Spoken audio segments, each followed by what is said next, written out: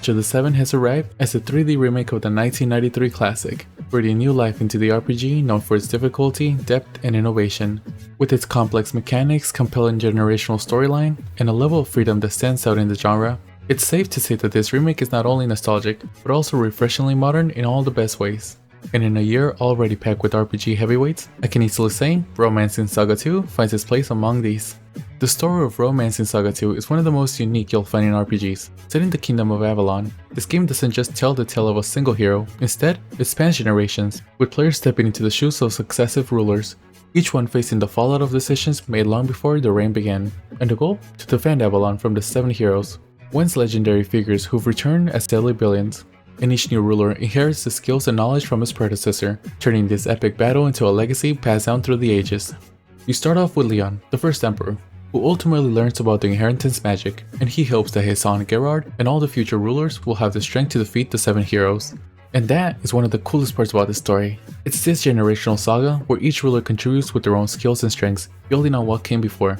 And each time a new ruler dies, they pass their knowledge and abilities to their successor, meaning that the power of Avalon is something carefully cultivated over time, not gained overnight. And if you think this game is your standard RPG experience, well, prepare to be surprised, as the mechanics in Romancing Saga 2 are unforgettable, deep, and strategically rich. For starters, it's a turn-based combat system that puts a heavy emphasis on planning your moves. Each character's speed and other stats determine the turn order, and understanding your enemy's weakness is critical. Attacking without thinking? Well, it's a surefire way of getting your entire party wiped out. But combat isn't just about brute strength. Skills cost BP, which doesn't replenish easily in dungeons, so you have to think, when is it worth using this high power move and when should I save it? It's high stakes, where every battle requires strategy. Adding to the tension, characters have life points, and if a character runs out, they're gone for good. Yeah, permadeath exists here, making you choose your moves wisely and considering the long-term effects of every single fight. And when a character is lost, it's up to you to recruit new party members with unique skills from Avalon's Tavern. Plus, different rulers can bring up their own twist to the tables.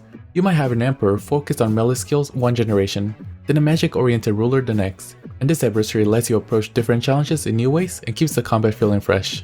But outside of the combat, exploration plays a huge role, as you must move through dungeons, and here you'll find crafting materials, gold, and treasures to upgrade Avalon and prepare for big battles.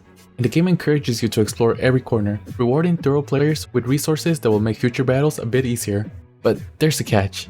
Not all the game's dungeons are designed to be straightforward. For example, early on you'll face a sewer maze that can feel like a frustrating loop, and while these maps add complexity, they can be repetitive, with similar looking areas that make it easier to get lost or end up in battles you thought you've already cleared.